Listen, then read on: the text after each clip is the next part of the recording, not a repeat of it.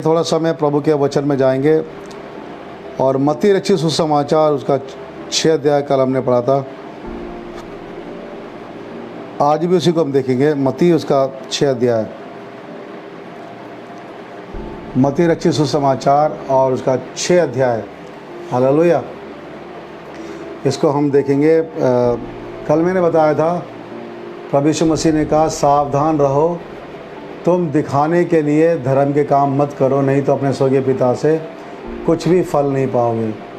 दिखाने के लिए जो धर्म के काम करते हैं, भलाई करते हैं, उसका कोई प्रतिफल नहीं है, कल मैंने बताया था। और आज प्रभु यीशु मसीह हमें बताते हैं, हम देखेंगे मत्ती 6 अध्याय और उसके 5 पद में, जब तू प्रार्थना करे। हालेलुया। जब तू प्रार्थना करे। तो आज का जो विषय है हमारा वो है प्रार्थना का। प्रार्थना का मतलब क्या है, प्रार्थना क्या है और प्रार्थना को समझना चाहिए। प्रार्थना क्या है? प्रार्थना वो है, प्रार्थना का मतलब है हम परमेश्वर से बातें करते हैं, है ना। तो हमारा एक प्रार्थना एक ऐसा तरीका है जिससे हम परमेश्वर से प्रार्थना करते हैं। हमने परमेश्वर को देखा नहीं है, हमने परमेश्वर को अभी तक उसके दर्शन हमें नहीं हुए, लेकिन हमने उसके कामों को देखा है, उसकी सामर्थ को देखा है, उसके प्रताप को देखा है, उसके चमत्कारों को देखा है। तो हमारा ये विश्वास है कि परमेश्वर है और वो प्रतिफल देता है। आमीन। तो इसलिए प्रार्थना क्या है? प्रार्थना हमारी पिता के साथ या यीशु के साथ बात करना है। तो हम ऐसे व्यक्ति से बात करते हैं जिसको हमने देखा नहीं है। अभी देखिए, मैं एक बात बता रहा हूँ आपको, जितने भी आप मेरे साथ जुड़े हुए हो, मैं आपको देख नहीं रहा हूँ, पर मैं आपसे बात कर रहा हूँ। और आप पर्दे के पीछे हैं, मुझे नहीं पता आप लेटे हैं, बैठे हैं, या आप सच में आराधना कर रहे थे या क्या कर रहे हैं, मुझे मालूम नहीं है। हो सकता है आप खाना बना रहे हो, कुछ कर रहे हो, आराम कर रहे हो और देख रहे हो, लेकिन मुझे नहीं पता। लेकिन मैं आपसे बात कर रहा हूँ और मैं आपसे जब बात कर रहा हूँ तो आप मेरी बात को सुन रहे हो, मुझे पता है। अगर नहीं सुन रहे होते तो मैं क्यों वैध हवा में बातें करने वाला बनता। तो इसी प्रकार से परमेश्वर है। तो जब हम प्रार्थना करते हैं तो ये प्रार्थना परमेश्वर से करते हैं। और जब परमेश्वर से हम प्रार्थना करते हैं तो प्रार्थना का रूप क्या होना चाहिए? अभी देखो, जब मैं आपसे बात कर रहा हूँ तो मैं अगर एक ही बात को बार बार आपको बोलूँ, एक ही बात को बार बार रिपीट करूँ, एक ही बात को बार बार आपसे बात करूँ, इधर उधर की बातें करूँ, तो आप क्या करेंगे? आप चैनल बंद करेंगे, सो जाएंगे, बोलेंगे बकवास कर रहा है ना। मैं व्यर्थ बातें करने लगूँ आपसे, फालतू की बातें करने लगूँ आपसे, तो आप क्या करेंगे? आप बंद करेंगे अपने फ़ोन को और सो जाएंगे। प्रार्थना का मतलब ही कुछ ऐसा ही होता है। जब हम परमेश्वर से बातें करते हैं तो हमें इधर उधर की बातें नहीं करनी चाहिए, हमें फालतू बकवास नहीं करनी चाहिए। प्रभु यीशु मसीह ने कहा जब तू प्रार्थना करे तो कपटियों के समान ना हो, क्योंकि लोगों को दिखाने के लिए सभाओं में और सड़कों के मोड़ों पर खड़े होकर प्रार्थना करना उनको अच्छा लगता है। प्रभु यीशु मसीह ने कहा कि देखिए, तुम लोगों को दिखाने के लिए प्रार्थना मत करो, क्योंकि जो कपटी होते हैं वो सड़कों के मोड़ों पर खड़े होकर या सभाओं में खड़े होकर दिखाने के लिए बड़ी लंबी लंबी प्रार्थना करते हैं, बड़े अच्छे अच्छे बातों में प्रार्थना करते हैं, परमेश्वर को सारी बातें याद दिलाते हैं। प्रभु तूने ये कहा, बड़ी खूबसूरती के साथ अपनी प्रार्थना को वो सजाते संवारते हैं, है ना।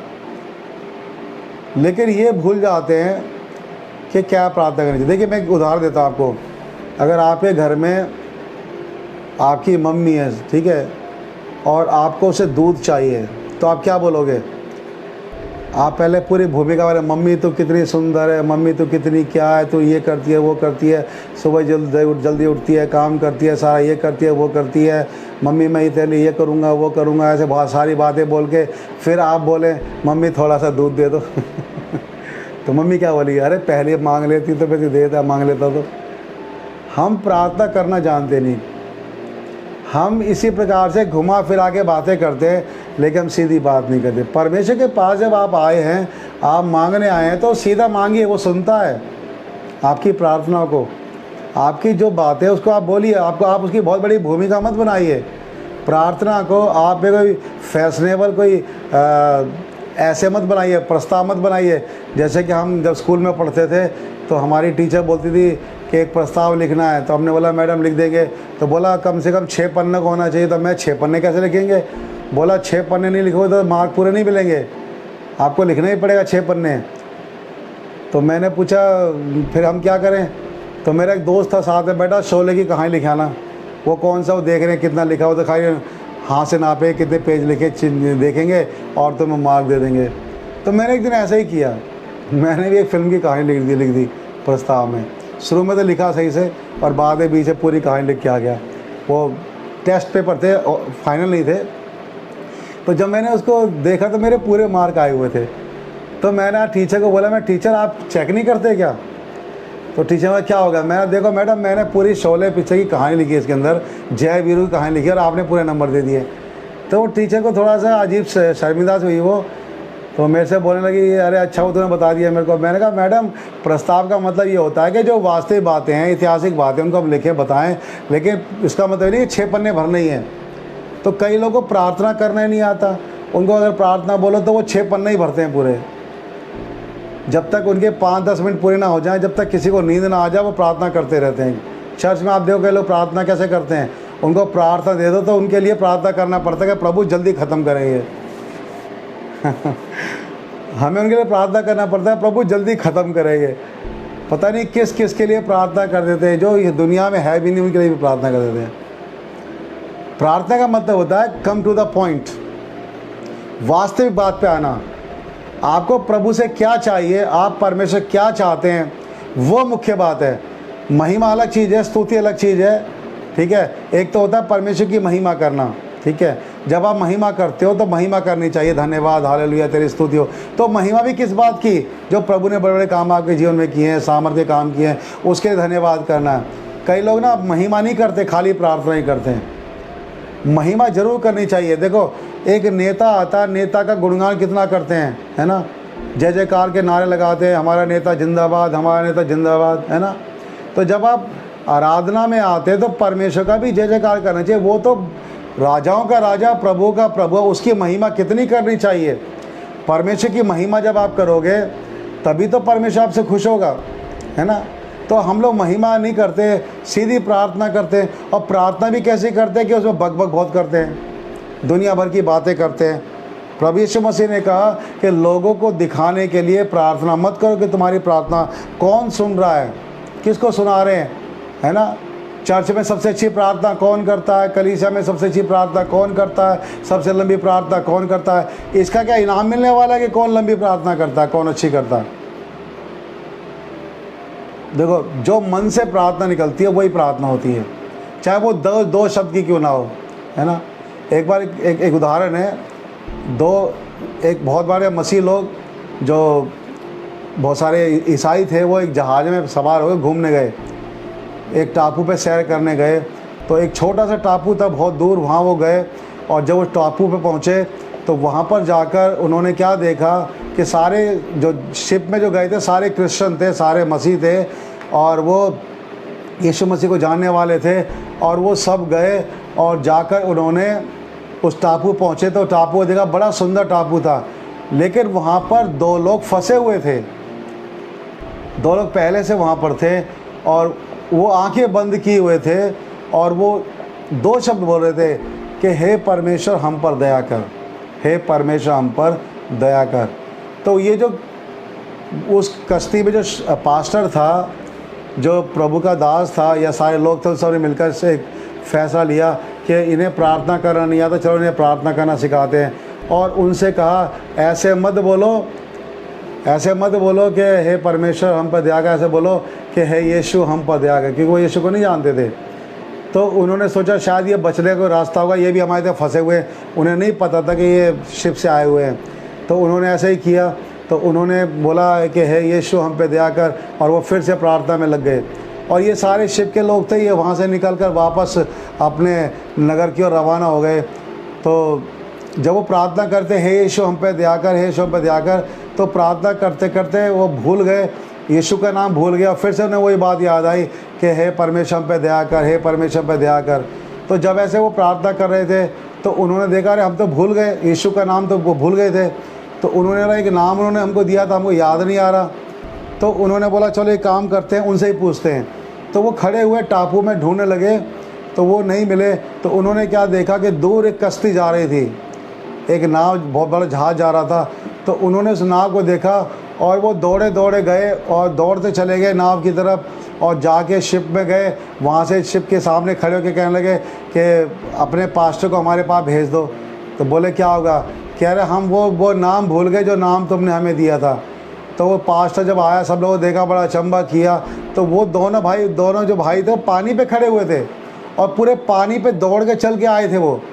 तो जब उन्होंने इस बात को देखा, बोला अरे तुम यहाँ कैसे आए? बोला हम तो सीधे आए, चल कर आए हैं। तो उन्होंने देखा पीछे पूरा पानी पानी, कोई जहाज़ नहीं था। तो वो पास्टर ने, उन लोगों ने बोला अरे भैया हम तो कोई भक्ति नहीं जानते, हम तो कब से यीशु का नाम लेते, लेकिन आज तक हम पानी पे नहीं चले, और तुमने थोड़े समय यीशु का नाम लिया और तुम पानी पे चलने लगे। तो बड़े अचंभित हुए। तो कहने का उन्होंने बताया कि नहीं, जो तुम प्रार्थना कर रहे हो प्रार्थना सही है, प्रार्थना को बहुत बड़ी भूमिका बनाने की ज़रूरत नहीं है, बहुत बड़े करने की ज़रूरत नहीं है, खाली तुम जैसे तुम्हें प्रार्थना आती है मन से तुम प्रार्थना करो। तो कहने का मतलब ये, एक उदाहरण में बताया था आपको कि जो हमारे मन से निकलता है वही प्रार्थना होती है, चाहे वो 2 शब्द की हो, चाहे वो 1 शब्द की हो, वही प्रार्थना होती है। हम जब बाहर रेस्टोरेंट में खाना खाने जाते हैं तो वहाँ बहुत बड़ी भीड़ होती है ना, तो वहाँ प्रार्थना कैसे करें? तो वहाँ हमें आँख बंद करके हाथ जोड़ के लंबी प्रार्थना करने की जरूरत नहीं है। आप आँख खोल के ही इतना कह सकते हैं कि हे पिता, इस भोजन के लिए तेरा धन्यवाद, यीशु के नाम में शुद्ध कर दें। खाली आँख खोल के आप बोल दीजिए, अपने थोड़े हल्के शब्दों में या मन से बोल दीजिए, तो प्रार्थना हो जाएगी वो, क्योंकि प्रार्थना मन से निकलती है, किसी को दिखाने के लिए नहीं कि नहीं हम तो प्रार्थना करके मानेंगे कुछ भी हो जाए, है ना। तो कई बार क्या होता है, हम दिखाने के लिए, शो करने के लिए हम प्रार्थनाएं करते हैं, है ना। उपवास भी ऐसे ही करते हैं हम लोग। तो यीशु मसीह कहते हैं कि तुम क्या करो, दिखाने के लिए कपटियों के समान प्रार्थना मत करो, क्योंकि वे अपना प्रतिफल पा चुके हैं। पर जब प्रार्थना करना है तो उस प्रार्थना को केवल परमेश्वर से बात करना। तो क्या हम प्रभु से बात करते हैं क्या? तो जब घर में जब आप प्रार्थना करते हैं, देखो प्रार्थना के 3 रूप है। पहला है स्तुति करना, महिमा करना, और तीसरा प्रार्थना करना। सबसे पहले स्तुति कीजिए, फिर महिमा कीजिए और फिर प्रार्थना कीजिए। अभी लोगों को प्रार्थना की तिर्यकता नहीं पता, लोग सीधे शुरू आते हैं हमारे बाप, हमारे पिता। नहीं, सबसे पहले प्रार्थना में आप स्तुति कीजिए। और स्तुति क्या होती है? स्तुति होती है भजन के द्वारा, गीतों के द्वारा। तो जब भी आप प्रार्थना में जाते हो, सबसे पहले स्तुति कीजिए, एक गीत गाइए या 2 गीत गाइए, प्रभु का धन्यवाद कीजिए। उसके बाद फिर दूसरा भाग आता महिमा का। जब आप स्तुति के भजन गा लेते हो, उसके बाद महिमा कीजिए। महिमा का मतलब है हालेलुया, मतलब परमेश्वर के बड़े कामों की चर्चा करना। जो खुदा ने बड़े काम तुम्हारे जीवन में किए हैं, हमारे जीवन में काम, उन कामों को कहना प्रभु तेरा धन्यवाद, हालेलुया, तूने ये चमत्कार किया, तूने ये महिमा की, तू कितना महान है ना। उसकी प्रशंसा करें, उसकी महिमा करें कि वो कितना सामर्थ्यशाली परमेश्वर है ना, कितना बड़ा विशाल परमेश्वर, उसकी महिमा करें। और जब उसकी महिमा आप करो, उसके बाद प्रार्थना करो, चाहे वो 1 शब्द की हो, चाहे वो 2 शब्द की हो। तो ये होता है प्रार्थना का स्वरूप, त्रिएकता प्रार्थना की। पहली बात स्तुति कीजिए, दूसरी बात महिमा कीजिए, और तीसरी बात प्रार्थना कीजिए। लेकिन लोगों को पता ही नहीं, लोग तो सीधे प्रार्थना करते हैं, ना स्तुति करते ना महिमा करते। आप देखिए, आप किसी राजा के पास जाओगे तो पहले क्या बोलना पड़ता है? पहले बोलना पड़ता है ना कि हे राजा चिरंजीव रहे, हे राजा तेरी जय हो।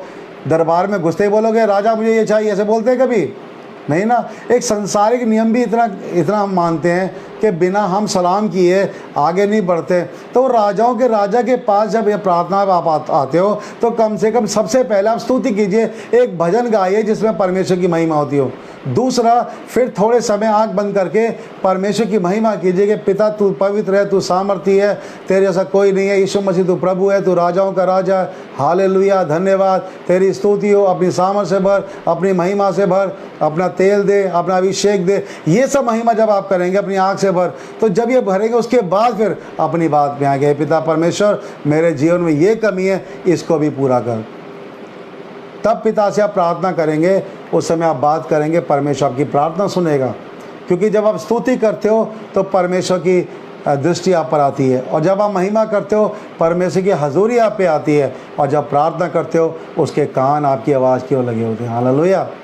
ये है प्रार्थना का स्वरूप। ये प्रार्थना नहीं है कि आप बस गए और सीधे दुआ शुरू कर दी, हमने दुआ कर ली, खाना खाया और छोटी सी प्रार्थना करी और सो गए। वो प्रार्थना नहीं है, वो तो फॉर्मेलिटी है, वो तो एक रीति है, बस आपने अपनी फॉर्मेलिटी पूरी कर दी बस, वो प्रार्थना। तभी तो लिखा है कि जिस प्रार्थना से तुम प्रार्थना करते हो तुम्हारी प्रार्थना सुनाई नहीं देती, है ना। जो उपवास करते हो तुम्हारे उपवास नहीं पहुंचता। प्रार्थना होती है मन से। आप हन्ना को देखिए, हन्ना परमेश्वर के भवन में प्रार्थना करने गई, है ना। वो घुटने टेक कर परमेश्वर के मंदिर में प्रार्थना करती है, आराधना करती है, और फिर उसके होठ हिलते हैं परंतु उसकी आवाज़ नहीं आती है। तो वो क्या बोलती है? वो कहती है मैंने दिल की बात खोलकर यहोवा से कही है। आमीन। ये होती है प्रार्थना। तो प्रभु यीशु मसीह कहते हैं कि जब तू प्रार्थना करे, तो इसलिए तो प्रभु यीशु मसीह ने कहा प्रार्थना कहाँ करनी चाहिए? सड़कों पे, मोड़ों पे प्रार्थना नहीं करनी चाहिए, क्योंकि वहाँ तो काम करना चाहिए, वहाँ फॉर्मेलिटी प्रार्थना की जरूरत नहीं है। वहाँ तो प्रभु का वचन प्रचार कीजिए, गवाही दीजिए, प्रभु के सामर्थ्य कामों की चर्चा कीजिए। वहाँ तो आप जो काम प्रभु ने आपको बुलाया वो काम कीजिए। लेकिन प्रार्थना कहाँ करनी चाहिए? प्रभु यीशु मसीह कहते हैं 6 पद में, परंतु जब तू प्रार्थना करे, मत्ती 6:6, जब तू प्रार्थना करे तो अपनी कोठरी में जा और द्वार बंद करके अपने पिता से जो गुप्त में क्या कर? प्रार्थना कर। देखिए हमारी प्रार्थना कौन सुनने वाला है? परमेश्वर। तो वचन में लिखा है, प्रभु यीशु मसीह कहते हैं जब तू प्रार्थना करे अपने भीतर की कोठरी में जा और द्वार को बंद कर ले। तब क्या कर? अपने पिता से जो गुप्त में उसे क्या कर? प्रार्थना कर। तेरी प्रार्थना तू सुने, परमेश्वर सुने, अपने प्रभु से प्रार्थना कर। तो सबसे अच्छा प्रार्थना का तरीका यह है कि आप अपने घर में, चाहे परिवार के साथ हो और चाहे व्यक्तिगत हो, आप दरवाज़ा बंद कर दीजिए, घर में बंद होकर परमेश्वर के साथ प्रार्थना कीजिए। और मैंने प्रार्थना के 3 रूप आपको बताए थे, पहले स्तुति कीजिए, फिर महिमा कीजिए, फिर प्रार्थना कीजिए। तो क्या होगा? परमेश्वर आपकी प्रार्थना सुनेगा और आपकी प्रार्थना का 100% उत्तर मिलेगा। कहीं पे आप प्रार्थना किसी बीमार के लिए करने जाते हो तो सीधे जाते ये नहीं कि हाथ रखा और बोला यीशु के नाम से खड़ा हो जा, नहीं।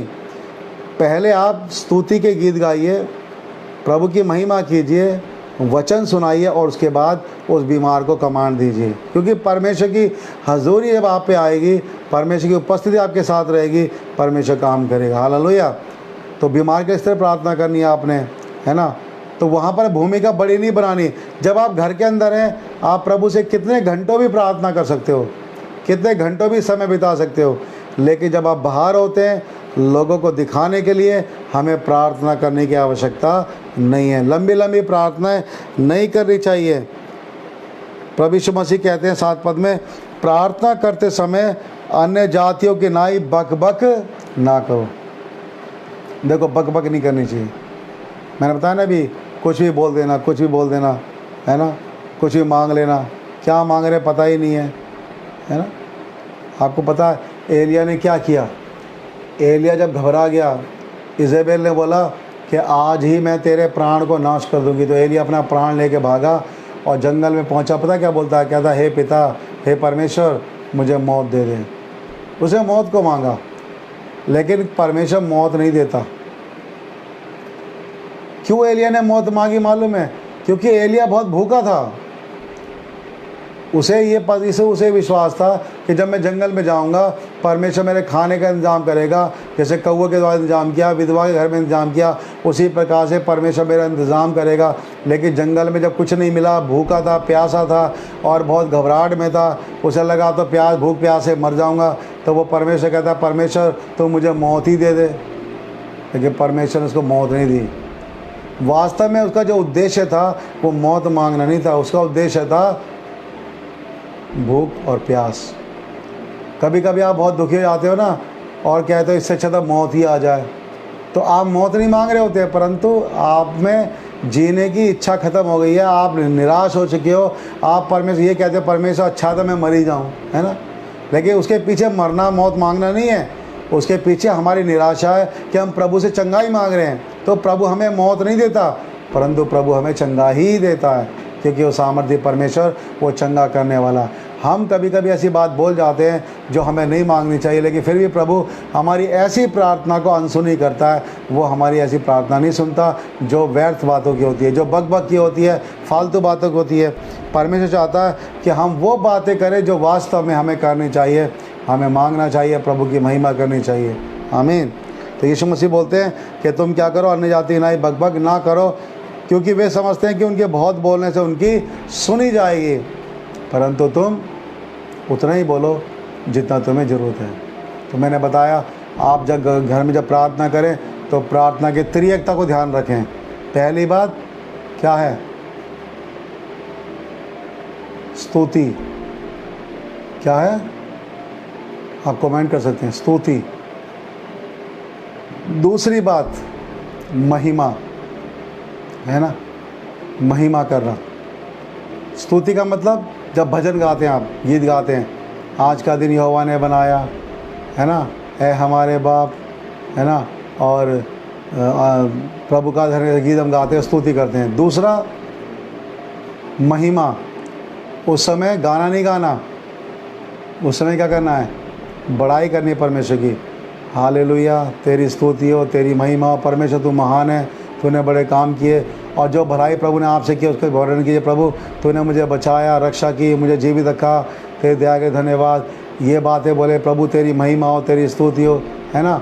इस तरह प्रभु के नाम की महिमा करें। और देखिए, महिमा का जो भाग है बहुत मुख्य है। जब आप महिमा करते हो, इसी दौरान में परमेश्वर आपसे जुड़ता है।